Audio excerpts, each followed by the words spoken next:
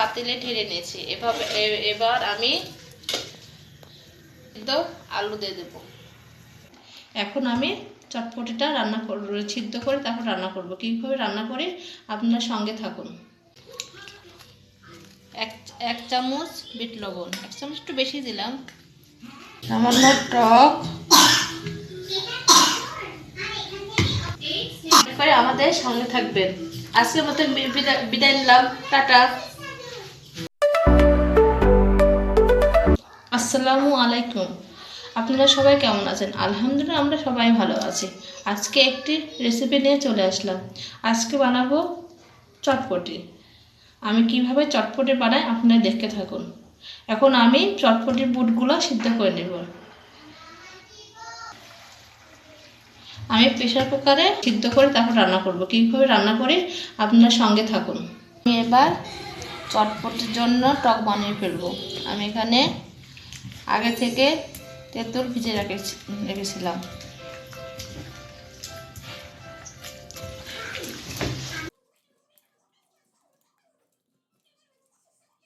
আদিটা বের করে নেব এইভাবে চিপে চিপে।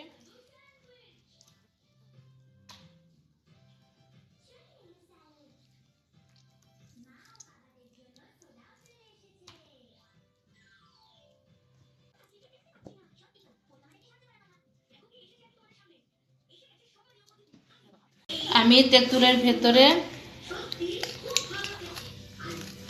এক চামচ বিট লবণ, এক চামচ একটু বেশি দিলাম, হাফ চামচ লবণ,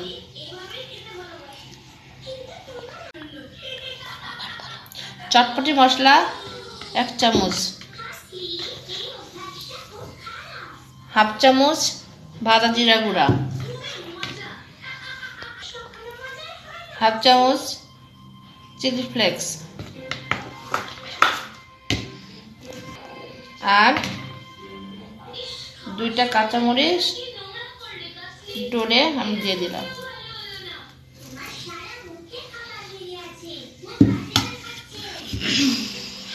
আমি এভাবে গাঢ় করে তেঁতুলের টক বানিয়ে ফেললাম।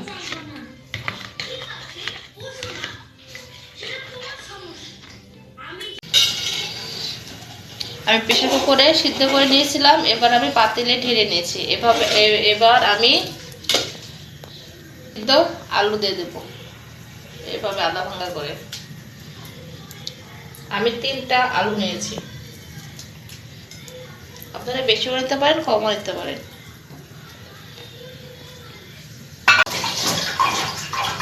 আমি এভাবে নাড়বো।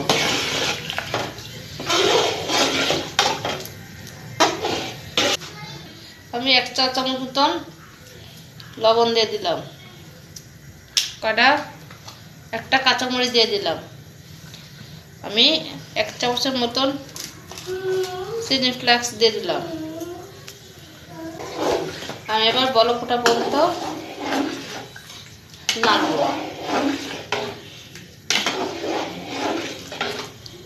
এভাবে রান্না করলে দোকানের মতনই লাগে খেতে।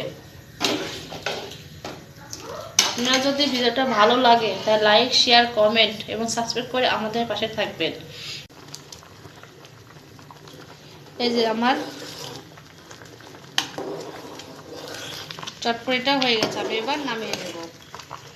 আপনার সাথে পরে দেখা হচ্ছে। পেঁয়াজ কুচি,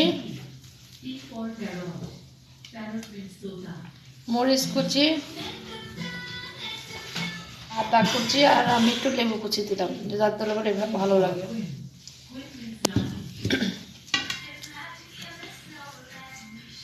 ডিম,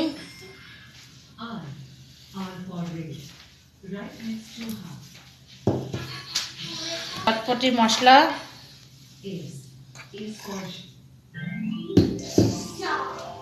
সামান্য হাফ চামচ মতন জিরা গুঁড়া,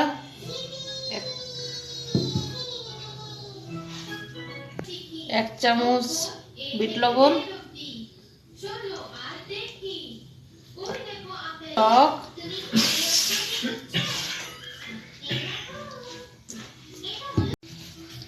আমি সবগুলো উপকরণ একসাথে মিশিয়ে নিলাম।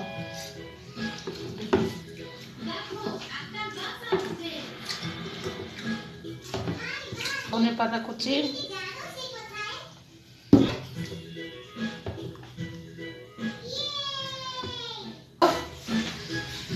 ওর জন্য শসা কুচি, পেঁয়াজ কুচি, মরিচ কুচি, ডিমটা গ্রেট করে দেবে।